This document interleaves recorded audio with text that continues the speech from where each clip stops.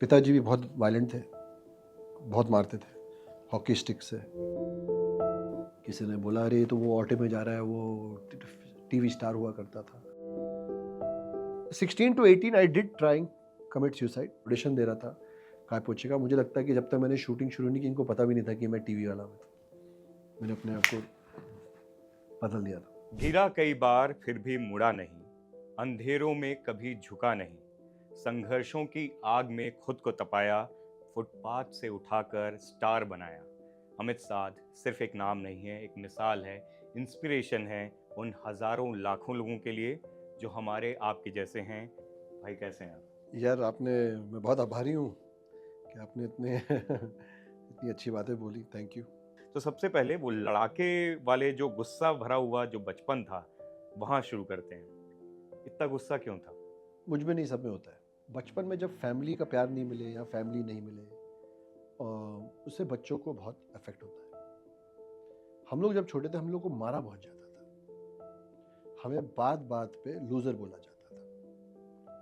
तेरा का पहाड़ा ठीक से नहीं बोला, लूजर। औरंगजेब की कब्र कहाँ है नहीं पता, लूजर। रट नहीं पा रहे ढंग से, लूजर। किसी टीचर की या किसी दोस्त की बहन के साथ किसी ने बदतमीजी की, हमने जाके उसको पीटा, लूजर। तो उस समय तो एक तो ये जो अवेयरनेस आई है ना, लफ्ज़ों की, स्नेह की, करुणा की, थी ही नहीं। उस समय यही था कि भाई इसको तेरा का पाड़ा आता है, ये अच्छा है, ये लड़ाई नहीं करता, ये सहता है, ये अच्छा है। तो ये बहुत जल्दी डिस्टिंग्विश हो जाते थे। तो वो सब, मैं बहुत सेंसिटिव चाइल्ड था, मुझे चीज़ें बहुत ठेस पहुंचती थी। लाइक मुझे बचपन में हग नहीं करता था कोई, तो मैं दूसरे लोगों को देखता था, मैंने इनको तो हक कर रहे लोग, मुझे क्यों नहीं हक कर रहे। सो ऑफकोर्स तो कहीं ना कहीं मुझे जो एक फॉर्मेटिव ईयर्स में जो प्यार, करुणा टीचर्स से, बड़ों से नहीं मिला, उसकी वजह से गुस्सा आने लग गया। दूसरा क्या होता है, आज मैंने कोई गलती की, ठीक है, और आपने मुझे पीट दिया, तो अब मैं एक चीज़ सीख गया हूँ कि अब जो गलती करेगा उसको पीटना ही है। तो वहाँ से गुस्सा जो है वो होते गया। अब वो कहीं ना कहीं ऑफकोर्स अपने मन में बोल रहे कि यार मैंने तो पॉजिटिविटी में गुस्सा निकाला, गुस्सा गुस्सा है, you know. End of course धीरे हुए बड़े हुए रियलाइज हुआ कि वायलेंस जो है, फिजिकल वायलेंस एक कमज़ोरी है। मैंने एक किताब में पढ़ा, जो इंसान रिएक्ट करता है वो कमज़ोर है। तो मैं तो यार शर्मा गया अपनी नज़र में। मैंने कहा यार मैं तो इतने साल कमज़ोर रहा हूँ, मैं तो सोच रहा था कि मैं बहुत ताकतवर हूँ। सो ऑफ कोर्स तो गुस्सा था, बहुत कारण थे उसके। एंड गुस्सा एक हद तक ही आपको लेके जाता है लाइफ में, और फिर वो इतना थका देता है, इतना झिझोड़ देता है, इतना हताश कर देता है। फिर आप कहते हो यार ये तो इमोशन गड़बड़ है, या इसको सही से चैनलाइज नहीं कर रहे। आपके साथ आपके बचपन में ऐसी कौन सी चीज़ें थी जिसने आपको आने वाले इस लाइफ में इतना असर किया? काफ़ी चीज़ थी, बोर्डिंग स्कूल था, बुली कर रहे थे लोग, यू नो। पिताजी भी बहुत वायलेंट थे, बहुत मारते थे हॉकी स्टिक से और उससे। बट अगेन मैंने हील किया कि उनमें अच्छा भी बहुत था। मैं उनका पक्ष नहीं ले रहा, मैं ये नहीं कह रहा कि मानना चाहिए, शायद उनको नहीं मालूम था। तो वो समझा के मैंने अपने आप को, क्या पेरेंट्स पीस नहीं करते, पीस खुद मनाना पड़ता है। और मुझे इतना पता है कि मेरे पिताजी ने मुझे बल्ले से मारा था। अच्छा, अब ये सब बातें गुस्सा नहीं, अब तो हंसी आती है। तो बल्लों से मारा था, मैं रो रहा था, मुझे 5-6 और पड़े थे कि रो क्यों रहा है, तू सोल्जर है। तो मैं 2 दिन नहीं सोचता रहा, मैं भूल गया कि मुझे मार क्यों पड़ी है। मैं सोचता रहा मैं सोल्जर हूँ, मैं तो फौज ज्वाइन नहीं की अभी तक। मैं सोल्जर का, मैं कौन सी फौज का सोल्जर हूँ। It's like, you know, you have to be honest, like आप जो कह रहे हैं, you have to get over it. अपना रिजॉल्व खुद लाना ही पड़ेगा। बट आप सही कह रहे हैं कि उस वक्त टीचर्स को भी नहीं आइडिया था, और उस वक्त लोग ऐसी चीजें बोल के चले जाते थे कि लाइक मुझे बड़ा ये शब्द जो है ना, लूजर, ये मेरे साथ बहुत साल जुड़ा रहा है। कि मैं अपने आप को लिखता डायरी में कि मैं लूजर हूँ क्या। वो आपके साइकी में और बैठ जाता है। मैं भगवान को बोलता था कि आप मुझे प्रूफ करो मैं लूजर नहीं हूँ। मुझे इफेक्ट हो गया था यार, कितने लोगों ने लूजर बोल दिया। किया क्या मैंने, मैं एक रिएक्टिव लड़का हूँ, या था, या जो भी है, यू नो। किसी ने कुछ गलत किया, मैंने जाके उसका सर फोड़ दिया। या तो मेरे सामने आप ऐसी एनवायरनमेंट क्रिएट करो कि कोई सर नहीं फोड़ रहा। मेरे सामने सब सर फोड़ रहे हैं, मैंने यही देखा है। तो जब मैं सर फोड़ रहा हूँ, मैं लूजर हुआ। और वही मैं फेलियर्स की बात करूँगा तो सबसे पहले वो 4 जो इंसिडेंट हैं, मतलब वो स्कूल से निकालने वाली जो बात है और वहाँ से वो क्या हुआ था पहले बताइए? स्कूल में मैं जैसे एक थोड़ा वायलेंट निकल रहा था, बट सही चीज़ों के लिए निकल रहा था। एक टीचर थे, उनको कुछ लोग आए थे, उस समय यूपी का हाल ठीक नहीं था। अभी यूपी एक इंटरनेशनल, मतलब यूपी में तो अब आप जाएंगे, अद्भुत, हमारा देश भी अद्भुत हो रहा है। पर उस समय यूपी थोड़ा मतलब लड़ाई झगड़ा गुंडाई बहुत थी, और हम लोग में ताकत थी यार, 6-6 8-8 लोगों को मार सकते थे। तो एक 15 साल के लड़के में ताकत होगी, वो तो कूद जाएगा ना अगर गलत देखेगा। तो वो भी गलत नहीं था, मैं तो अच्छा है, यू नो। सो अगेन तो वही सब था कि कोई किसी टीचर के लिए को हड़काने आए थे कुछ लोग गन वन लेके। तो हम लोग हॉकी स्टिक लेके खड़े हो गए थे, आप लोग 4-6 हो, कितनी गोलियां मारोगे, तो वो भी मेरे अगेंस्ट गया, कि क्यों खड़े हुए। और भी थे, ऐसा नहीं है कि हम एक सो आपस में तो ठीक है, तो बोर्डिंग में थे, दोस्त यार हैं, अभी सब दोस्त हो गए हैं, एक दूसरे को याद करते हैं कि तूने मुझे मारा था तो तूने भी तो मुझे मारा, तो वो एक यारी दोस्ती है, वो भाईचारा है। बट अगर हम लोग स्कूल में लड़े भी तो लमाटनेर इस चीज़ में बहुत अमेजिंग रहा है। हम लोग की अपब्रिंगिंग लमाटनेर में, मेरी स्कूल की अपब्रिंगिंग बोर्डिंग स्कूल की बहुत अच्छी रही है। सो एंड देन अगर आज देखो तो अच्छा है, मैं तो बहुत अफसोस करता हूँ कि आज के यूथ को थोड़ा ये तो खड़ा ही नहीं होता, ये अपने दोस्त के लिए नहीं खड़े होते। सो हर नेगेटिव चीज़ है लड़ाई झगड़ा ये सब, बट इसके अंदर कुछ पॉजिटिव तो निकला है, वो पॉजिटिव को पकड़ना है, कि एक दूसरे के लिए खड़ा होना है, एक दूसरे के लिए। 16 साल की उम्र जो होती है वो आपका पीक होता है, आप वहाँ से मतलब एक भविष्य की तरह सोच रहे होते हो, उस तरफ सोच रहे होते हो। वहाँ पर ये सोचना कि लाइफ ख़त्म कर लेना है, उस समय जब थॉट्स क्या थे और फिर कैसे उससे ओवर पावर किया और आज हम इस तरीके से आपको देख पा रहे हैं एकदम हील्ड और अवेकेंड। अगेन लकी हूँ और बहुत बहुत फॉर्चुनेट हूँ। एंड ये जो शब्द है ना, ये सुसाइड, ये अपना जीवन का अंत करना है, कि तो इसको एकदम बहुत स्टिग्मा है, बहुत टैबू है। ये सच्चाई है लेकिन लोग घबराते हैं।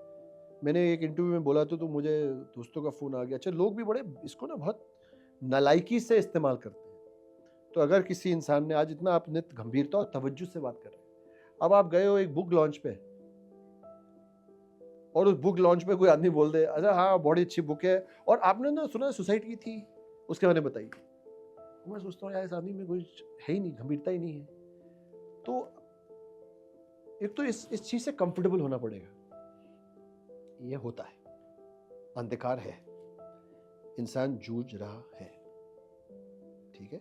कई जीत रहे हैं, कई हार रहे हैं, कई लोग आज जीत रहे हैं, कल हार रहे हैं। Life is tough, physical health, mental health, environmental health, surviving society, ये है।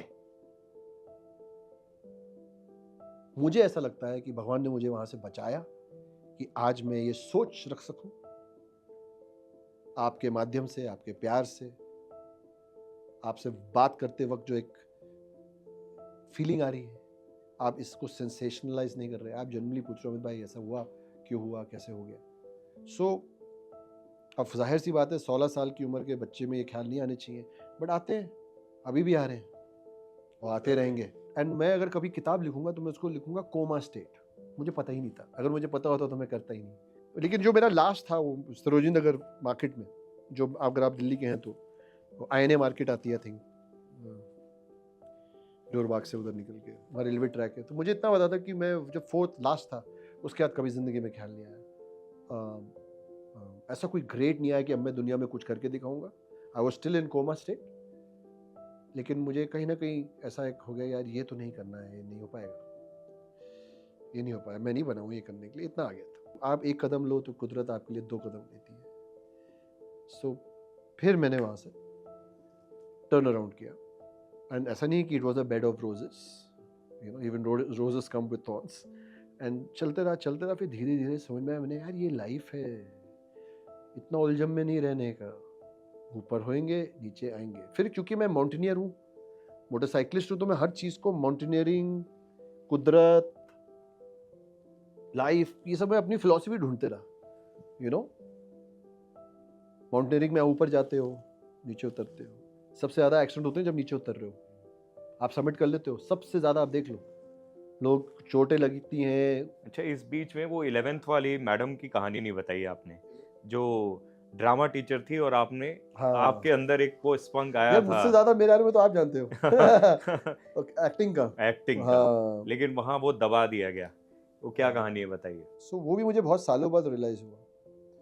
मैंने एक हॉलीवुड फिल्म के लिए ऑडिशन दिया था, और वो डायरेक्टर थे, बहुत बड़े ऑस्कर विनिंग डायरेक्टर थे। उन्होंने मुझसे सवाल पूछा, पहली बार मुझसे किसी ने सवाल पूछा, तुम्हारा एक्टिंग बनने का ख्याल कब आया?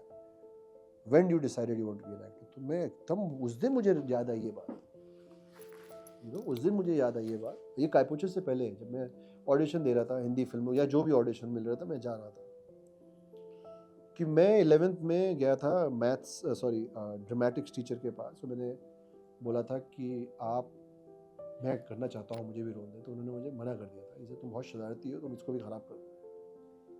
तो फिर मैं घर गया, 3-4 दिन मैंने सोचा, मैंने कहा शायद अगर उन्होंने मुझे, इंसान, इट्स अ स्टूपिड थॉट, क्योंकि लाइफ ऐसे नहीं चलती, बट 3-4 दिन मैं सोचा अगर उन्होंने मुझे ड्रामा में काम दे दिया होता, तो शायद मेरी लाइफ दूसरे रुख में आती। फिर देर समझ, नहीं नहीं भाई, जिस रुख में आई है यही तुम्हारा रास्ता था, चलो स्ट्रेस मत लो, ऐसे मत सोचो, यू नो आई मीन।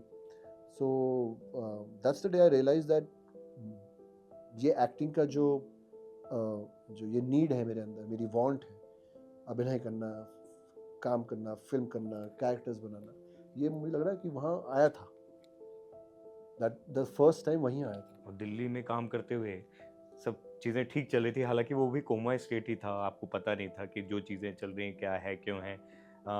वहाँ के जो मजदूर हैं या जो सिक्योरिटी गार्ड्स हैं उनके नो साथ। एक्चुअली ना, उस समय, सॉरी मैंने अगर आपकी हाँ, बात काटी, मैं माफ़ी हाँ, चाहता हूँ, हाँ। मैं एक्साइटेड हो गया एकदम। मैं उनका हीरो था यार, उस समय मुझे पता भी नहीं था कि मैं एक्टर बनूंगा, but I was there hero. English कमाल की थी, इंग्लिश वाली में पर्सनालिटी वो अच्छी हंसाता थी। था, मैं जंग था। हाँ। और उस समय आई थिंक ज़्यादातर वहाँ पे वो यूपी के उधर से, मतलब जो बेल्ट है पूरा, नोएडा वोएडा से, बिहार से, ये सब आते थे। एंड स्ट्रेंजली मैं इनका हीरो था और ये सारे मेरे हीरो थे। Like for me they all were hero. ऐसे यार कैसे जी रहे हैं यार ये लोग, इतना हंसते हैं, खुश हैं, खाना शेयर कर रहे हैं। खुले में सो रहे हैं, हाँ पुलिस आ रही है, हाँ, हटा रही है। हटा रही है। मुझे एक इंसिडेंट याद आ रहा है अभी। मेरे को आई थिंक कंजक्टिवाइटिस और फीवर साथ में हो गया था, और रात में बरसात थी। हम लोग जोरबाग कम्युनिटी सेंटर में सोते थे। तो वहाँ पे आई थिंक उस दिन रात को 12 बजे छापा पड़ा कि पुलिस आ रही है, कि नहीं सोना है ऐसा। तो सब इधर उधर चले गए।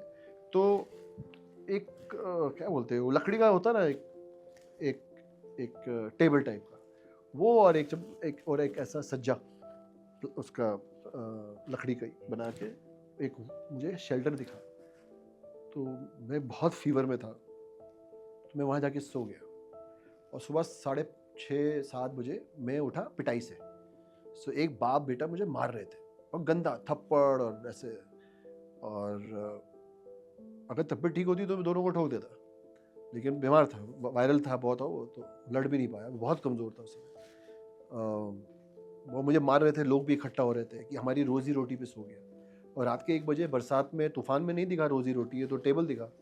So, मुझे उन्होंने बहुत मारा। और एक अंकल थे, जोरबाग में तो बहुत, मतलब रईस लोग रहते हैं, और यू नो, सो वो जा रहे थे, तो उन्होंने बात की, तो मैंने इंग्लिश में कुछ बोला, उन्होंने देखा रे इंग्लिश बोले, तो उन्होंने लगा यार, तो मतलब बड़े खतरनाक बोल रहे, कौन है, क्या हूँ? मैंने कहा मैं यहाँ सो गया, I slept here and I don't know why these people are beating me. तो उन्होंने बोला हमारी रोजी रोटी पे क्यों सोया, ये यानी उन्होंने मुझे बचाया। और फिर उन्होंने मुझसे 2-3 मिनट हमदर्दी दिखाने की कोशिश की, ऐसा आप टेंशन मत लिया, आपने बचा लिया, थैंक यू, मैं झेल लूँगा, आप जाओ। ही वॉज थिंकिंग कि क्या करूँ। सो ऐसे हादसे होते रहे लाइफ में, होते हैं। आज यहाँ बैठा हूँ, आपसे बात कर रहा हूँ। वो जोरबाग में काफी अच्छे लोग भी मिले ना, छोले कुलचे वाला भी तो था। छोले कुलचे वाली मेरी फेवरेट स्टोरी है, आई थिंक वो नेहा की भी फेवरेट स्टोरी है। वो अमेजिंग स्टोरी है यार। मैं वहाँ पे छोले कुलचे खा रहा था, और फिर प्राइड बहुत है यार, बहुत प्राइड है। और मुझे शर्म आई यार, मैंने कहा सैलरी आएगी तो थोड़ा दे देंगे। नई नई जॉब लगी थी सिक्योरिटी गार्ड की, बेनेटन शोरूम में, कर्नल सिक्योरिटीज से, खान मार्केट में था उनका ऑफिस। सो मुझे ना किसी ने बोला फला फला फला क्योंकि इस समय ये जो ना ये सब आप बोलिए ये सब इन्फॉर्मर है, एक मतलब ये जो महकमा है ना यार, क्या कनेक्ट इन लोगों में, you know I mean that's how they survive ना, by being you know close. मुझे किसी ने बोला यार वो तुम्हारे छोला कुलचे वाले ढूंढ रहे हो, oh shit, पैसे देने मुझे, मैं नाम भूल रहा हूँ, 71 जोरबाग में पूरन भैया थे या कोई था, एनीवे मुझे मैं ना गया, मैं डर रहा था कि पैसे मांगेगा, और एनीवे लॉन्ग स्टोरी शॉर्ट में एक दिन पहुंच गया, मैंने कहा क्या होगा भाई, मेरी लाइफ में एक रूल है बचपन से आज भी है, गलती हो गई ना अगर, भागो मत, भागना नहीं है, जाओ सर झुका के खड़े हो जाओ और दोबारा वो गलती मत करना। ये एक ताकतवर आदमी की निशानी है, इसको हारना नहीं बोलते, इसको जीतना बोलते। तो मैं वहां गया और वो मुझे गाली देने लग गया, तो मैंने कहा यार ये तो आज मारेगा मुझे, तो कहता उसने मुझे, बट उसकी जब बात सुनी तो कहता है यार तुम आई नहीं, मेरी रोजी रोटी नहीं हो रही, कल से रोज आना तू, समझे, वो जाट था वो गुजर, तो मैंने कहा मैं आता हूँ, तो मेरा काफ़ी संबंध रहा उनके साथ, मुझे बहुत बहुत फ्री ब्रेकफास्ट खिलाया उन्होंने। फिर मेरी भी सैलरी आई थी तो मैं इन कुछ लोगों को लेके, जोरबाग कॉलोनी में ही एक चाइनीज़ रेस्टोरेंट था, तो हम लोग जब अंदर गए तो मुझे अभी भी पता है, उन्होंने हमें तो आने क्या कि ये कौन जा रहे हैं सिक्योरिटी ऐसे लोग, तो हमने फिर वहाँ भी खड़े हो गए थे, मैंने कहा ये जाएंगे हमारे साथ और खाना यही खाएंगे, कौन है बुलाओ। तो फिर फुटपाथ पे भी रेडी थे यू नो लड़ने के लिए। आपके दो दोस्त थे, एक बेस्ट फ्रेंड था, उसका बेस्ट फ्रेंड, वो एक्टिंग की दुनिया में आ रहे थे, तो आप भी आ गए।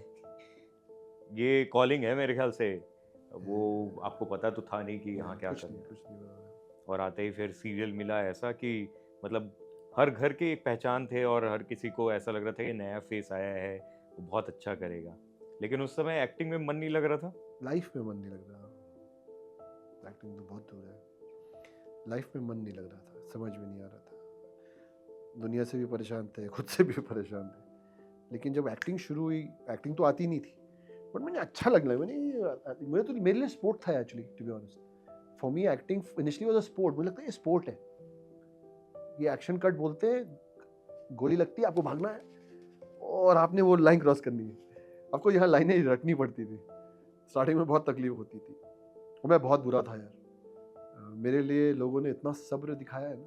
आते ही काम कैसे मिला मेरे को ये कुछ नहीं, 6 महीने में बाइक बेच दी, सिकंदर पे आया था, मेरी एनफील्ड, मेरी वो थी लाइटनिंग आई थी बीच में एनफील्ड वालों की, आई थिंक 545 सीसी ऐसा कुछ बोलते थे उसको, लाइटनिंग थी वो, अच्छी बहुत तेज़ भागती, तो मैंने उसको और अच्छा कर रखा था, मैं उसके टैपेट पिस्टन से खेलता था, मैं उसको खोलता था फिर बंद करता था, और उसका नाम था सिकंदर, तो सिकंदर को बेचना पड़ा। फिर मेरे थे विमलदा, मेरे दाजू मुक्तेश्वर में, जिनके साथ मैं एडवेंचर स्पोर्ट में था और गांव में भी काम करता था, एफॉरेस्टेशन, डिफॉरेस्टेशन, चिराग एक ऑर्गेनाइजेशन है, central Himalayan rural action group, उनके लिए भी लग जाता था, बच्चों के पास जाता था, रैलीज कराता था, ट्रैकिंग कराता था, माउंटेनरी कराता था, बच्चों को बड़ों को, so I almost became Raju guide, and tips भी मिलने लग गई थी अच्छी, तो एक बाइक भी ले ली थी, ग्रीन पार्क से खरीदी थी मैंने बाइक, वहीं से खरीद के पहाड़ गया था, तो बाइक बेची, विमलदा को मैंने फ़ोन किया, पहाड़ में आपको तो हम लोग दाजू बोलते हैं,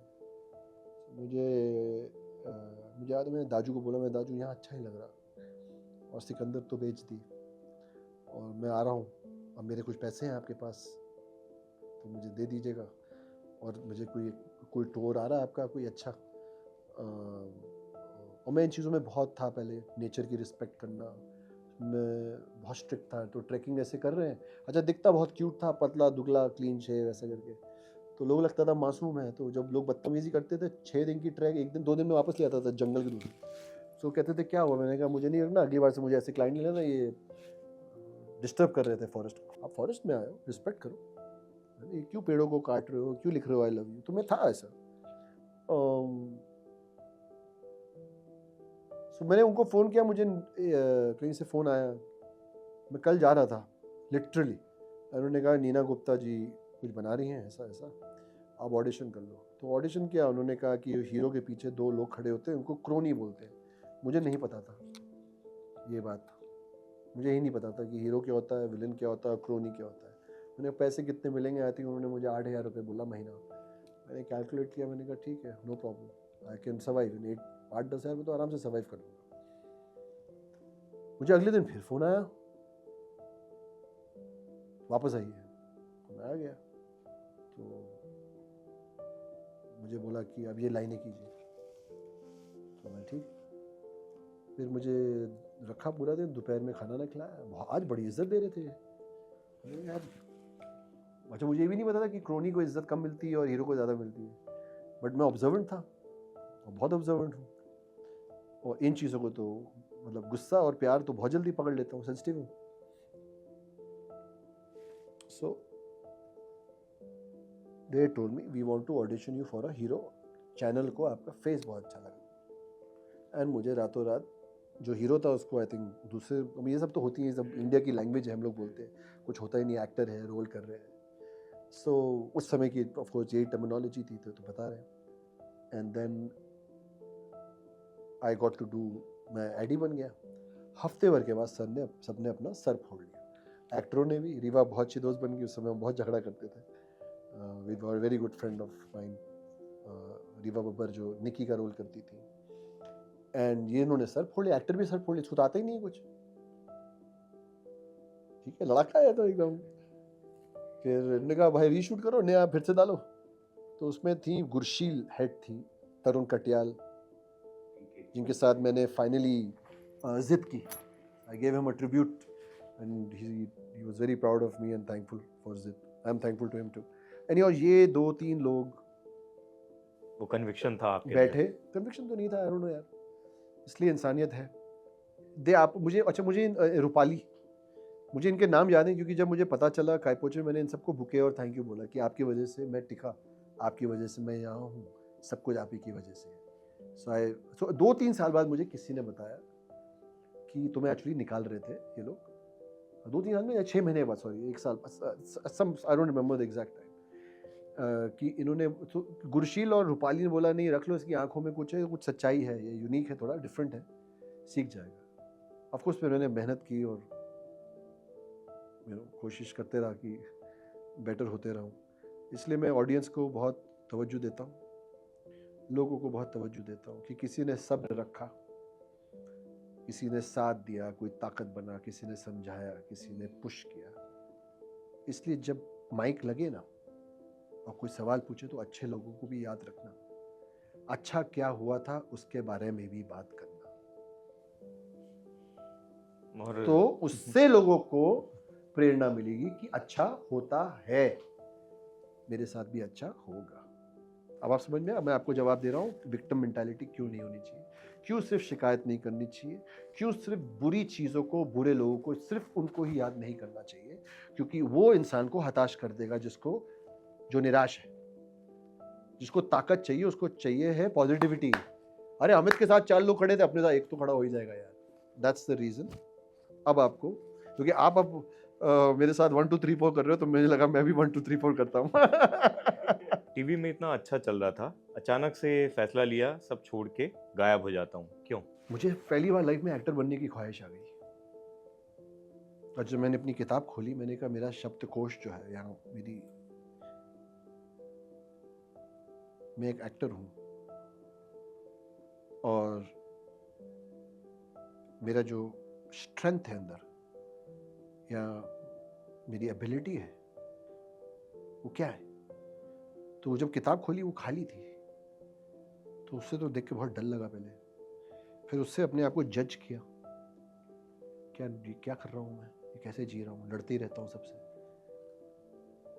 रिएक्टिव इंसान हूँ। तो मैं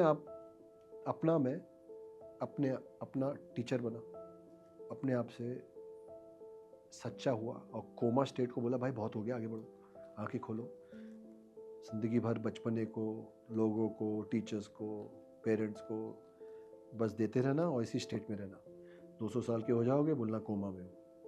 नो, सो कोमा को डिलीट किया, आंखें खोली, देखा, रियलाइज किया कि अपने पे काम करना है। अगर एक्टर बनना है प्लीज बनो, बट एक्टर बनना कैसे बनोगे, क्या सुधार लाना चाहते हो, अपने में सुधार लाओ। तो मेरा बेसिकली क्वेश्चनिंग शुरू हुई,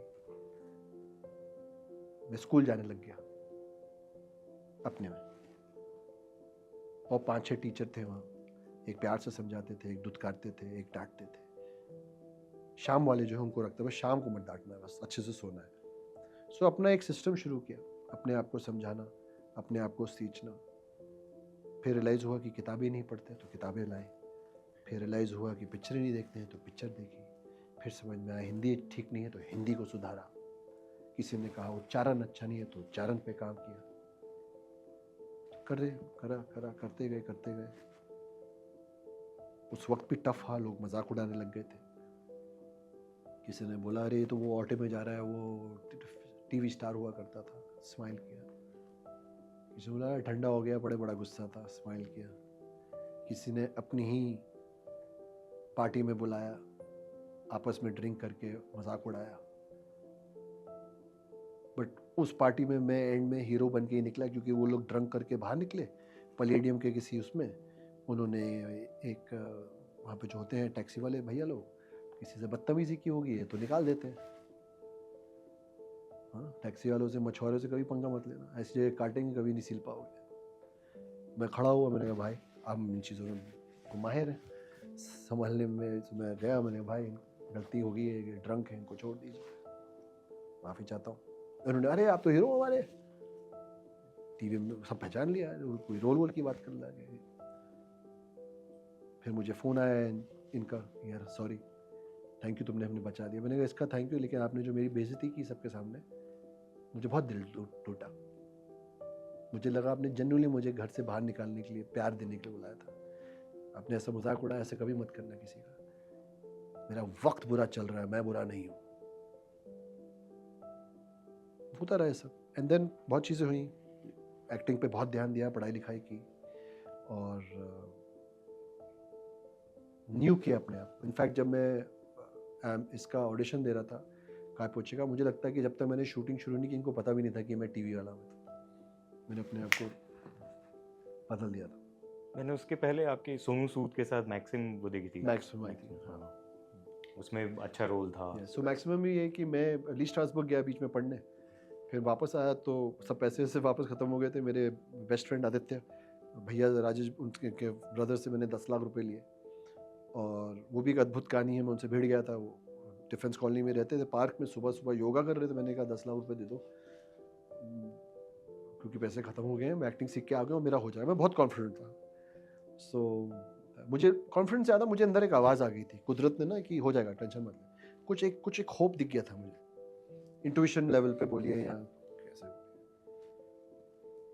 सो मुझे उन्होंने कहा अमित यार, मैं इतना बड़ा कारोबार चला रहा हूँ, एक नया घर बना रहा हूँ, एक फ्लोर तुम रखो, गाड़ी रखो, और डायरेक्टर की तरह रहो। तो मैं उनसे भी लड़ लिया, मैंने कहा रखो फिर अपना ज्ञान, आप मुझे मत बताओ, है ना, मैं तो यही करूँगा। जैसे अमित तुम्हारा ये भूत बहुत ज़्यादा हो गया है। एनीवेज मुझे नहीं चाहिए पैसे, बॉम्बे आ गया, आते ने बोला ले लो, मैंने नहीं चाहिए। फिर ऑफकोर्स भैया ने, मैंने ऑफकोर्स फ़ोन करके मांग ही ली, क्योंकि मुझे पैसे की ज़रूरत थी।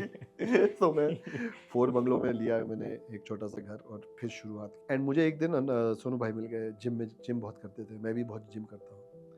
तो मैंने एक दिन मजाक करे, अरे कहाँ तुम, कहाँ जा रहे हो? तो मैंने ऐसे ही, सोनू भाई एक्टिंग तो सीख ली है, काम नहीं है, पैसे नहीं है। अच्छा मैं एक पिक्चर कर रहा हूँ, डायरेक्टर से मिल लो। तो I am very grateful to Sonu भाई। तो मुझे मैक्सिमम मिली, जिसमें मैं पत्रकार का रोल था। मुझे सोनू भाई के साथ काम करने को मिला, नसीर साहब के साथ काम करने को मिला। ऑफकोर्स उस फिल्म नहीं चली, लेकिन रोल अच्छा था। रोल, थैंक यू यार। तो आप भी आपकी जर्नी बहुत स्मूथ नहीं रही है। आपकी पहली फिल्म भी काय पोचे जो हम लोग के तक पहुंची है, उसके पहले भी उसने काफ़ी उतार चढ़ाव देखे हैं, और उसके बाद गुड्डू रंगीला भी लेट हुई। फिर मैंने गेस्ट अपीयरेंसेस किए 1-2, फिर मुझे लोगों ने बोला ये 2-2 मिनट के रोल कर रहा है। तो लोग तो बोलते रहेंगे यार, बट मेरा था यार मुझे काम तो दो, चाहे 5 मिनट का रोल दो। और मैंने तो हीरो बना नहीं था, आपने मुझे हीरो बनाया, अब आप ही कह रहे हो हीरो नहीं है। ऐसे यार मुझे काम चाहिए, तो मैं करते रहा। एंड फिर मुझे सुल्तान मिली। सुल्तान से बहुत, ऑफ कोर्स सलमान सर की फिल्म थी, बट मेरा बहुत अच्छा रोल था उसमें। दोनों की वो बॉन्ड भी Bond दिखती थी, है ना? जी। तब उतना इंडिया को, मतलब लोगों को, आम लोगों को भी नॉलेज नहीं था, और मेरे ख्याल से इंडस्ट्री के बट लोग तब भी तक मैं उतना- सीख गया था कि यार लोग बुरे नहीं है, जो लोग बोल भी रहे हैं ना उनके लिए मन मुटाव मत रखो, ये सिस्टम है ऐसा, लोग बोलते ही रहेंगे। जो चीज़ नहीं दिख रही किसी को नहीं पता आपकी क्या जर्नी है, आपकी किस्मत क्या है, आपके मन में क्या चल रहा है, किसी को नहीं पता। सो किसी से रुसना ही नहीं चाहिए। लोग बोलते रहेंगे, आपकी जर्नी खुद की है। और मैं अगेन जब मैं सोचता हूँ या ऐसे बातचीत में पास जाता हूँ तो मैं बस बहुत ग्रेटफुल और आभारी फील करता हूँ कुदरत का, यूनिवर्स का, लोगों का, कि मुझे इतना प्यार दे रहे हैं, काम दे रहे हैं। मैं तो मतलब if you ask me, at the end of the day मेहनत तो यार सब करते हैं। कुछ रहमत है, कुछ लक, जिसको जो बोलिए, लक बोलिए, गॉड बोलिए, सब एक ही चीज़ है। और मुझे लगता है काय पोचे और ब्रीद, इन दोनों के जो किरदार हैं आपके, वो उसके अंदर मैं कई सारे पैरेलल्स ड्रॉ कर सकता हूँ आपके आपको रियल लाइफ साइकोलॉजिस्ट के। होना चाहिए था। सिमिलैरिटीज है ना बहुत सारे। एक वो पास्ट एंड अंदर जो चल रहा है, वो जो द्वंद चल रहा है, स्ट्रगल चल रहा है, वो सब अंदर भी है, वो गुस्सा भी है, वो इमोशंस भी है, सब रोक के रखा है और वो फिर निकलता भी उसी तरीके से। ब्रीथ 1, ब्रीथ 2, ब्रीथ 2 तक के बहुत, सो ब्रीथ 2 में मैं बहुत पुराना निकाला और कुछ नया। कई सीन्स तो वायरल भी हो, मीम का हिस्सा बन गए हैं। एक सीन है वो जो गुंडे आते, कॉन्वॉय उन लोग का आता है और आप फिर आपका कोई एक अर्दली या जो सबऑर्डिनेट है वो जाता है, वो वाला सीन काफी ये वायरल होता है। सब somehow आई थिंक, मुझे ऐसा लगता है कि ऑफ कोर्स एक्टिंग है, आपको दूसरे रोल भी करने हैं, but you can also do roles which are close to your personality. I think वो भी एक इंटेलिजेंस ही है, यू नो। सो जैसे मेरे कई दोस्त हैं दिल्ली में, लोग बोल देते हैं इधर ठुल्ला है, तो मैंने कहा ठुल्ला मत बोलो, ऑफिसर है तमीज़ से बात करो, यूनिफॉर्म में है। तो ये मेरा बिलीफ है, मैं यूनिफॉर्म की बहुत इज्जत करता हूँ, मैं इंडियन आर्म फोर्सेस की बहुत रिस्पेक्ट करता हूँ, जो हमारे सर्विसेज में मैं उनकी बहुत इज्जत करता हूँ। सो कहीं ना कहीं जब ये ऐसे रोल मिलते हैं ना, मैं बच्चों को लेके बहुत वो हूँ, like I am very protective about kids, I genuinely respect women, मुझे बुजुर्ग बड़ों का आदर करना सिखाया गया है बचपन से। मैं अपने दोस्त की माँ को माँ ही बोलूँगा, मेरे दोस्त की बहन जो मेरी बहन है। सो ये मेरे में एक ये है, वो लखनऊ से आया है, बोर्डिंग स्कूल से आया है, मेरे जीन्स में जो भी अच्छी चीज़ है। तो तो जब मेरे को ये रोल्स मिलते हैं तो कहीं ना कहीं आपने सही पकड़ा कि मेरा अंदर का। और फिर उसमें अगर जैसे ब्रीथ 1 में मैं बहुत डिस्टर्ब था क्योंकि मेरे साथ मेरे कैरेक्टर से जो होगी गलती, एंड मुझे ऐसा लगता है कि ये रोल्स कभी कभी मेरे लिए टेलर मेड है, कि मैं लोगों तक ये कॉम्प्लेक्सिटी ऑफ ह्यूमन, एक तो हो गया चर्चा से बात करनी, एक हो गया एक्टिंग, एक कैरेक्टर के थ्रू एक कॉम्प्लेक्स कैरेक्टर्स को लोगों तक पहुंचाना।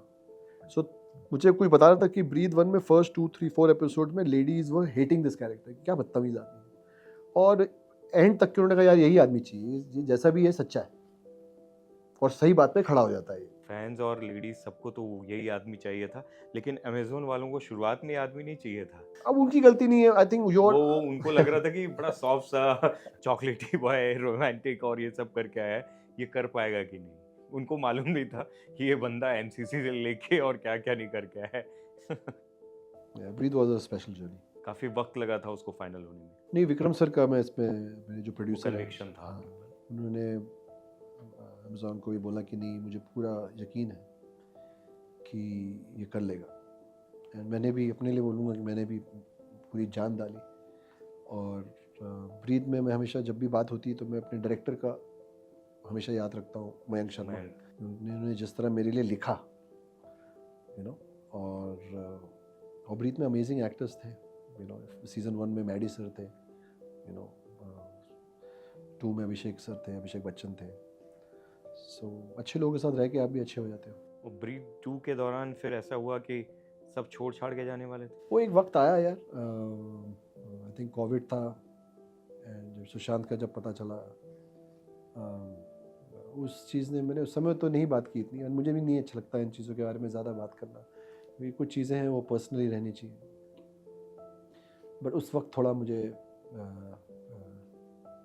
अगेन सब कुछ जो शान के साथ हुआ और कोविड का भी इफेक्ट था, तो वापस थोड़ा मनमुटाव हो गया था।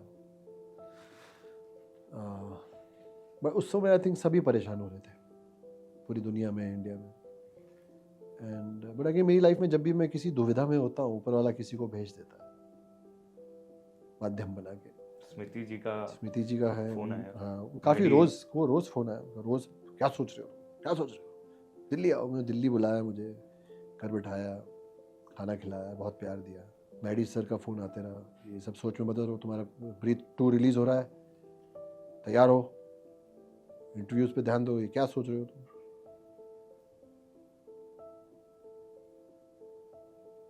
वहाँ से मैंने रियलाइज़ किया कि लोगों को फ़ोन करते रहना चाहिए। दोस्ती है नहीं है, गहरी है नहीं है, मन मुटाव है, नाराज़गी है, उसको कोने में रखो, एक दूसरे को फ़ोन करते रहो। हाँ ठीक है आशीष, हाँ नेहा क्या कर रहे हो, खाना खा लिया, अच्छा सॉरी यार मैं इतने दिन से फ़ोन नहीं किया, ठीक है मम्मी ठीक है। फ़ोन करते रहो, एक दूसरे पर टटोलते रहो, चेक करते रहो। मैंने उस वक्त मैंने ये चीज़ सीखी।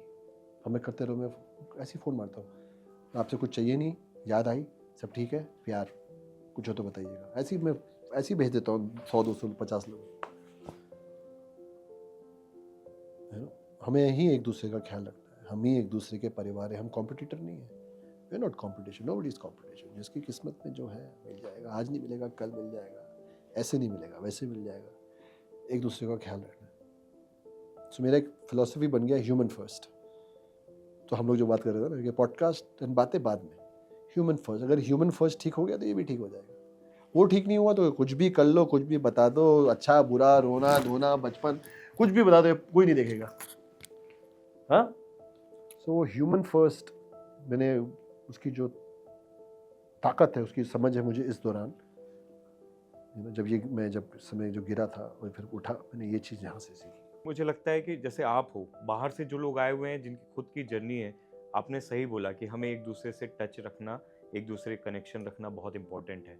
और इसमें जनता का भी मैं ये बोलता हूँ कि दर्शकों का भी उतनी जिम्मेदारी है। अगर हम आपके जैसे लोगों की फिल्में, प्रोजेक्ट्स नहीं देखेंगे तो हम कभी भी ये नहीं बोल सकते कि इनके साथ अगर कुछ गलत हो रहा है तो उसका जिम्मेदार कोई और है, इंडस्ट्री। नहीं एक्चुअली तो जनता पे मुझे मैं इसके बारे में बहुत सोचता हूँ, और आई थिंक जनता ने ऑलरेडी बहुत कुछ दे रखा है, तो हर चीज़ जनता पे नहीं डाल सकते, ठीक है ना।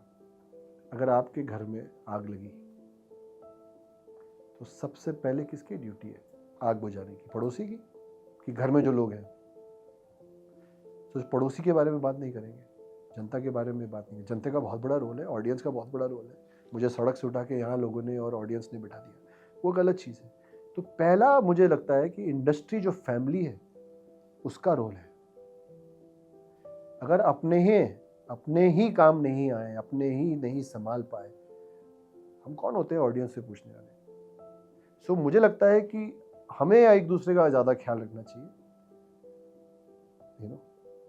एक दूसरे के प्रति इतना गुस्सा या कैंसिल करना या किसी को ख़त्म करना या इतनी रंजिश मत रखो। प्यार करो, थोड़ा अच्छा रहो एक दूसरे से, थोड़ी यूनिटी आ जाए तो आपस में। आई थिंक उस पर हमने, और ऐसा नहीं कि नहीं है अच्छे लोग हैं। आई जस्ट फील, मुझे ऐसा लगता है कि industry should also start looking after each other. हमें सबको अंडरस्टैंड करना चाहिए कि टफ लाइन है, लोग अपना घर छोड़ के आते हैं, जैसे आपने बताया बहुत लोग हैं। सो ऑडियंस, एंड जो आप बोल रहे हो, मुझे ये भी थोड़ा विक्टिम वाली बात लगती है कि ऑडियंस मुझे लगता है कि अच्छी फिल्म बनानी चाहिए, क्योंकि ऑडियंस जब कायपोचे आई थी तो अमित साथ की फिल्म तो देखने नहीं आई थी, वो तो सरप्राइज था काफ़ी फैंस को, अरे यार ये क्यों होता है प्यार, टीवी वाला यहाँ दिख गया। ऑफकोर्स उसमें बहुत फिर फैंस जुड़े, और फैंस का बहुत बड़ा रोल है। और फैंस एक्चुअली फैंस नहीं है, वो ऑडियंस है, वो भी लोग हैं जिनका एक हार्ट है, जिनकी एक सोच है, जिनको गुस्सा आता है, उनको भी प्यार आता है। सो मुझे ऐसा लगता है कि ऑडियंस पे ये प्रेशर डालना सही नहीं है कि आप अगर अमित जैसे लोगों की फिल्म नहीं देखोगे तो क्या।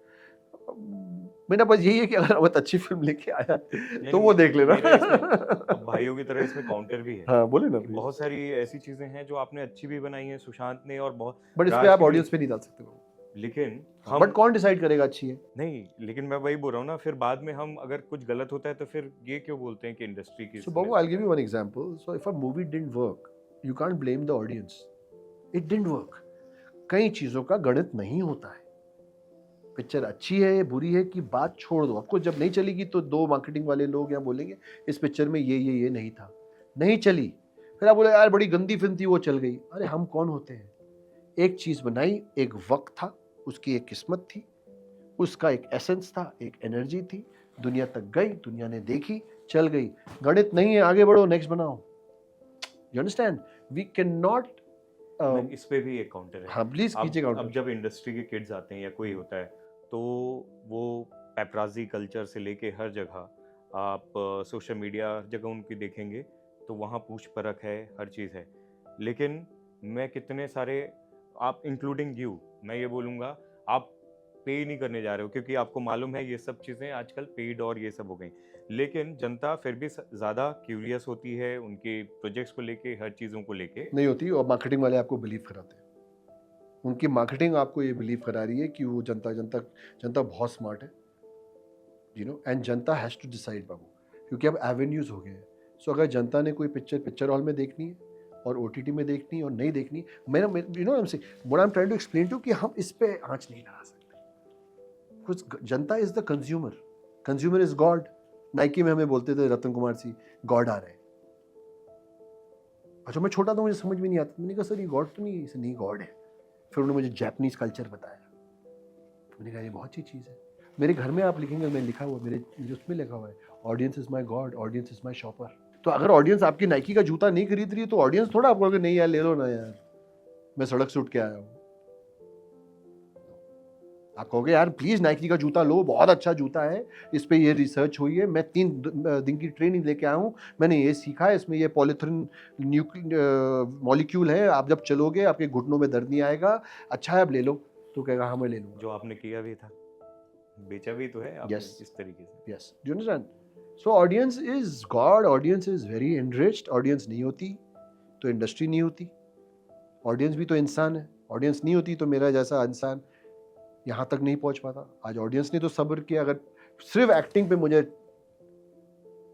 टटोल रहे होते, जज कर रहे होते, तो मैं तो क्यों होता प्यार के फर्स्ट एपिसोड के आगे नहीं जाता। तो जिन्होंने रोका वो भी तो ऑडियंस थी ना, देवा ऑडियंस ना, उन्होंने देखा। फिर फर्स्ट एपिसोड में ऑडियंस ही तो थी जिसने कहा ठीक है ये खराब है, छोड़ो ना, क्यूट लग रहा है, ले लेते, देख लेते हैं इसका एपिसोड, अच्छा लग रहा है, इसकी शक्ल ठीक नहीं है लेकिन इसकी आंखें ठीक लग रही है, किसी ने कहा इसकी मुस्कुराहट टेढ़ी है लेकिन मुझे टेढ़ी अच्छी लगती है, किसी ने बोला यार छोड़ो ना डायलॉग डिलीवरी, कपड़े अच्छे पहने हुए हैं।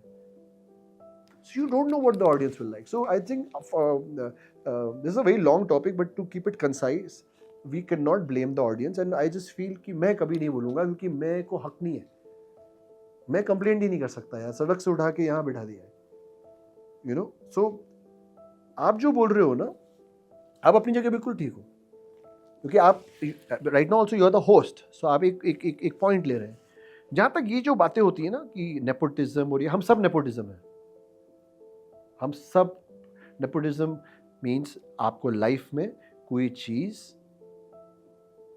फादर से, मदर से, कुदरत से, आपके आसपास की जो फ्लोरा फोना है, आपकी जो आसपास की जो ज़िंदगी है, उससे मिले। कुछ चीज़ों में आप आ गए हैं, कुछ चीज़ों में मैं आ गया हूँ।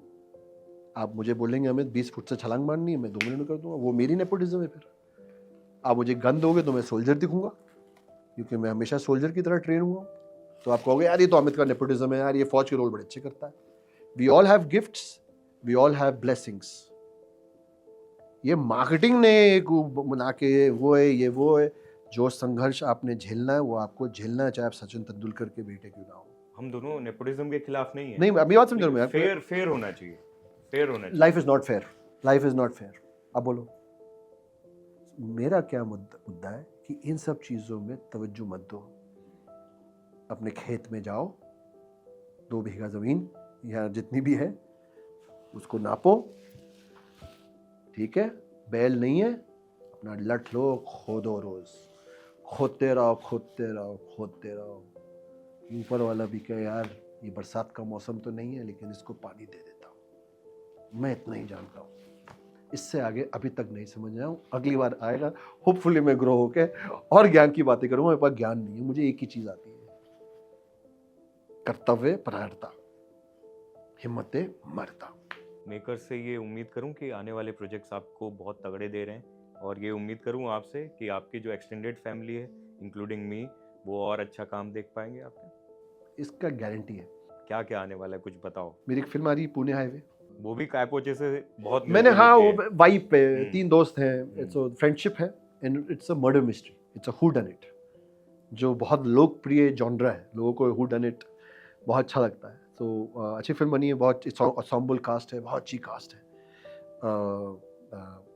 बहुत प्यार से मिल के, इसलिए काय पोछे बोल रहा हूँ उसको, क्योंकि बहुत मिल के प्यार से बनाई वो वो। वाइब आप ढूंढते रहते थे कि वैसा प्योरिटी, वो बॉन्ड। इनफैक्ट मुझे गट्टू ने बोला था तुम्हें 10 साल तक नहीं मिलेगी ऐसी फिल्म। ऐसा नहीं कि मुझे अच्छी फिल्में नहीं मिली, तो मैंने वो गट्टू का माहौल नहीं मिलता। हाँ, बट मैंने गट्टू को फ़ोन किया, मैंने आपको कैसे पता चला? मुझे 10 साल में एग्जैक्टली वैसी फिल्म मिली है। सो मैं उनको अभी अगले महीने डायरेक्टर प्रोड्यूसर को मैंने बोला, मैंने मुझे गट्टू को दिखाना है। सो मैंने गट्टू को भी बोला, मैंने कहा कि आपको फिल्म, तो मैं उनको बहुत जल्दी फिल्म दिखाने वाला हूँ। एंड देन एक फिल्म है इनकाउंटर स्पेशलिस्ट की, और इसका नाम है प्रताप, उसमें तो आप माहिर ही हो। अब पता नहीं यार, पिक्चर बनाई है, आप लोग देख लेना माहिर हूँ कि नहीं हूँ, बट वही बहुत प्यार से बनाई है। मैं बहुत शुक्रगुजार हूँ अपने दोनों फिल्म के प्रोड्यूसर्स का कि उन्होंने वर्दी, गन्स, ये सब तो आपको सोते हुए मिल रहे, तो उठ के आप अच्छा कर ही लोगे भाई।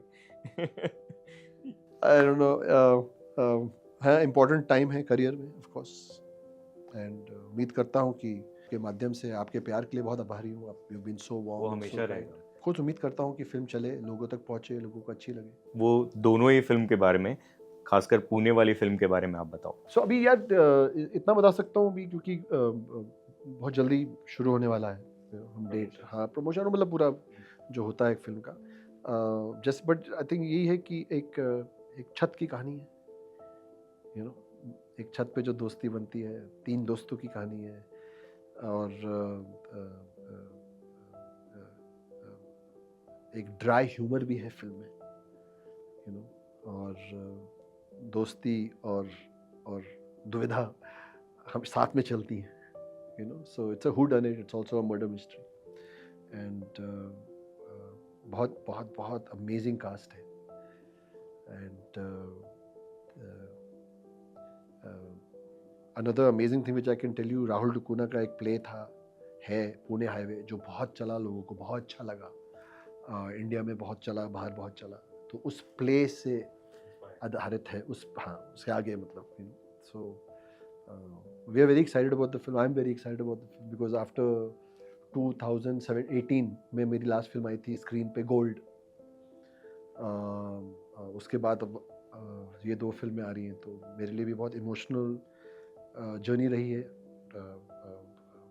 आप अपने फैंस के साथ भी उतने ही टच में रहते हो जितना वो रहते हैं, लेकिन ऐसा कोई मैसेज या कॉम्प्लीमेंट या फीडबैक जो उनकी तरफ से आया हो, जो जहन में, दिल में अभी तक बस गया हो? मैं 2 बताना चाहूँगा। एक मेरी फ़ैन है, जो मुझे कायपोची के बाद मैसेज करके गुस्सा होती थी कि आप इंटरव्यू में चुप रहते हो, तो मैं भी लड़ता था। मैंने कहा मैं चुप नहीं था, वो मुझे दूसरा एक्टर बात ही नहीं करने दे रहे थे, तो मैं बीच में बात नहीं करता हूँ, ठीक है, बट आप जब आपसे सवाल पूछते हैं, आप कुछ तो बोला करो, आप शाय रहते हो। मैंने कहा शायद मुझे भी बात करनी नहीं आती, मैं कोशिश करूँ। तो मुझे इतना पता है कि मैंने 2 ये सुल्तान और ब्रीद 1 में थोड़ा खुलने लग गया, मैं अपनी बातें, अपनी सोच बता पा रहा था, तो मुझे उसका मैसेज आया था कि now we see the real tiger, now I see the real वित्सा। अंजलि की बात कर रहे हो? नहीं, अंजलि का भी था, हाँ। अंजलि इज नो मोर, हाँ। Anjali passed away 2 years ago. She's left with her husband and her child. Anjali was like a angel. I don't want to say too much because it's a very personal thing. But I can definitely say she would be a mother and a fan and a sister. ये 3 रिश्ते थे। तो उनके जब उनके साथ communication आती थी, कुछ में माँ का रूप ले लेती थी वो, कुछ में फैन का, एंड कुछ में यू नो एक बहन का, and somehow I don't know, मैं बहुत ब्लेस्ड हूँ यार, क्योंकि ये फैंस भी, मैं बोलो ये फैन नहीं है, ये लोग हैं। सो ये I don't know, somewhere I have just been blessed कि लोग मुझसे जुड़े हैं, मैं लोगों से जुड़ा हूँ, बिना कुछ बोले, बिना कुछ समझाए वो मुझे समझते हैं, मुझे सपोर्ट करते हैं, मुझे प्यार करते हैं। And it's like you said, but मैं भी सोचता हूँ कि मैं क्या कर सकता हूँ इन लोगों के लिए और यूथ के लिए, और जो लोग मुझे नहीं पसंद करते हैं, जो लोग मेरी पिक्चर नहीं देखते, बट मैं समाज के लिए क्या कर सकता हूँ, मैं अपने लोगों के लिए क्या कर सकता हूँ। मैं इस टीम में जो कैमरामैन है क्या कर सकता हूँ, अपने लिए क्या कर सकता हूँ। आप तो मैं सोचता हूँ कि हम कैसे एक दूसरे के लिए और चीज़ें कर सकते हैं, क्योंकि मेरे लिए इतना किया है सबने, मुझे इतनी मदद की है लोगों ने, यू नो। अब अगेन अगर विक्टिम बनना है और रोना है और लोगों को दिखाना है तो मैं रोते रहूँ कि मेरे साथ ये नहीं हुआ, मेरे साथ ये नहीं हुआ, मेरे साथ ये नहीं हुआ। बट वो मैं एक बहुत ही निहायत ही घटिया इंसान हूँ क्योंकि मेरे साथ बहुत कुछ हुआ है। अंजलि के बाद अंजलि को मिस करता हूँ। I miss her.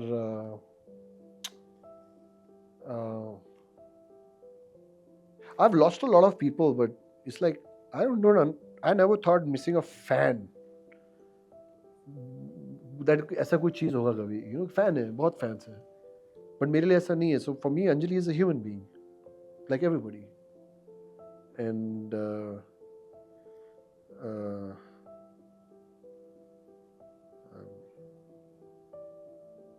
but I'm sure wherever she is in the heavens, she would feel proud, you know. She would feel proud कि टाइगर लगा हुआ है।